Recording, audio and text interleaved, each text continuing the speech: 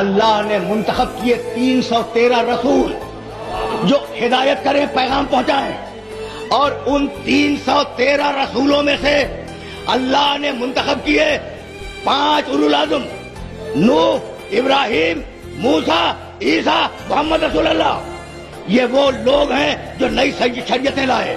تو 1,24,000 انبیاء سارے انسانوں میں سے منتخب کیے، 313 رسول نبیوں میں سے اٹھائے، ان 313 رسولوں میں سے 5 اولو العزم اٹھائے، اور 5 اولو العزموں میں سے ایک خاتم النبیین اٹھایا۔